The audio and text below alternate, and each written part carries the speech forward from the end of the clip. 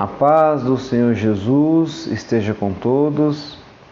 Bem, hoje é o nosso 131º dia da nossa leitura anual da Bíblia. E eu gostaria de comentar aqui rapidamente os capítulos 12 a 16 de 2 Crônicas, segundo livro das Crônicas. É interessante, gente, que a gente vai ver aqui a história de alguns reis, o rei Roboão, o rei Asa, o próprio rei Josafá, alguns reis de Israel, né? Que eles começam bem e o fim da vida é trágico. O maior exemplo disso é o próprio rei Salomão, que começou com toda a sabedoria, com graça de Deus e terminou sua vida na idolatria. E com esse próximo rei, que é o rei Roboão, que é o filho legítimo de Salomão, também vai acontecer a mesma coisa. Ele começa o reinado bem, depois faz um monte de coisa errada e o fim dele é um fim trágico. Porque preste bem atenção, Roboão, ele é o filho de Salomão, como eu disse, e ele é o rei em Judá. Nesse momento, o reino já está dividido: Roboão, rei de Judá, e Jeroboão, rei de Israel. Acontece que Roboão, ele se torna um rei muito forte, e aí ele vai abandonar a lei do Senhor e vai abandonar todo o povo que segue a Deus.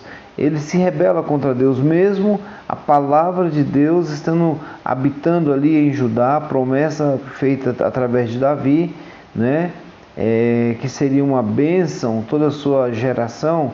Roboão, ele se rebela e se torna um homem terrível, né?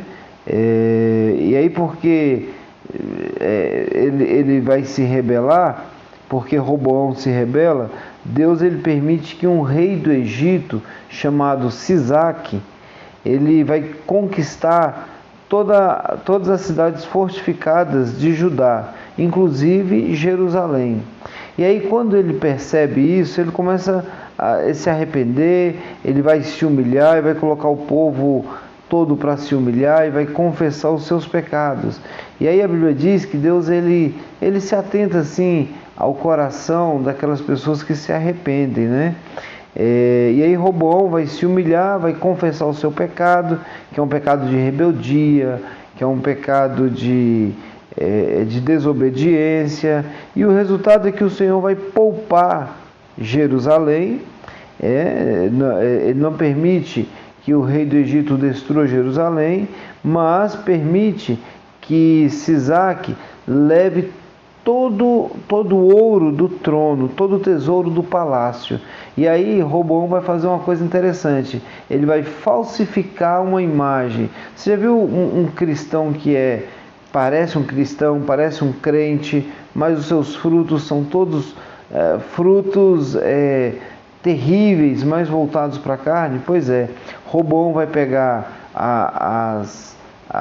algumas armas, algumas coisas que foram roubadas, alguns escudos que eram de ouro. Ele pega um escudo falso, faz ali um folheado, e toda vez que ele sai do palácio dele e vai visitar o templo, então as pessoas colocavam lá para ele ficar observando, porque dá aquela impressão assim de ouro e tal, mas ele sabia que era tudo folheado, não era ouro. E ele começa a fazer essas falsidades, né?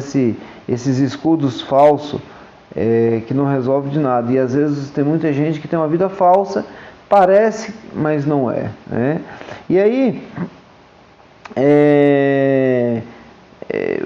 aí ele vai morrer, né? O rei Roboão morre e o seu filho assume o seu lugar, que é Abias. Abias foi uma bênção. Abias foi o segundo governante de Judá. Quando Abias começou a reinar, Jeroboão já estava reinando lá em Israel. Por isso que ele vai se envolver numa guerra. Gente, o exército de Judá, aproximadamente 400.000 homens. O exército de Jeroboão são 800.000 homens, é o dobro. Só que o rei Abias, que é filho de Roboão, ele vai clamar ao Senhor. Primeiro ele faz um discurso assim apaixonado. Ele vai condenar Jeroboão. Ele vai dizer: nós que temos a palavra, Deus falou, foi com a gente. Vocês se rebelaram, vocês expulsaram os sacerdotes aí de Israel. Vocês, qualquer um agora pode ser sacerdote. É só queimar alguns incensos, fazer alguns rituais lá e está tudo certo. E Deus fala que não. Então os soldados começam a guerrear entre Judá e Israel. A questão é que o rei Abias começa a clamar ao Senhor e Deus dá vitória. Morrem nessa guerra 500.000 soldados israelitas, porque eles estavam fora da presença de Deus. Quando o homem está fora da presença de Deus, só tem derrota. Só tem derrota. 500.000 mortos em Israel. Né? No capítulo 15 começam então as reformas religiosas. Eram tempos difíceis, eram tempos assim muito complicados, mas ele vai trazer uma reforma muito forte, porque nesse momento o rei Abias ele morre. Presta atenção, só voltar um pouquinho para você entender. O rei Abias morre e quem assume o seu lugar é o rei Asa. E o rei Asa é um reinado de paz. Houveram 10 anos de paz no reinado de Asa, rei de Judá, tá certo? E aí ele vai continuar as reformas que o seu pai começou. Vai destruir os altares, ele vai proibir os cultos idólatras. Ele vai reunir um exército de 580 mil homens entre Judá e Benjamim, né? E aí o Senhor ele vai permitir com que que o rei Asa entre em uma guerra e que Deus vai lá e faz um livramento tremendo. Gente, nesse caso aqui agora, lembra o povo de Israel? Eram 800.000 soldados. Aqui era mais de 1 milhão de soldados que iam guerrear com etíopes, né? Eles eram etíopes, esse mais de 1 milhão, iria agora entrar em guerra contra o exército do rei Asa, que é o exército de Judá, que tinha 580 mil homens. Lógico, o outro tinha mais de 1 milhão, podemos dizer que tinha até o dobro. Né? Então, só que aí a dependência de Deus, a dependência do rei Asa em clamar ao Senhor por ajuda, faz com que Deus ele se levante contra os inimigos, né? E o Senhor capacita todo o exército de Judá, e esse exército de Judá vai triunfar contra os inimigos. E a Bíblia fala que todos os etíopes foram mortos. O que a gente precisa entender? Que quando a gente busca o Senhor, Deus dá a direção e ele assume a guerra.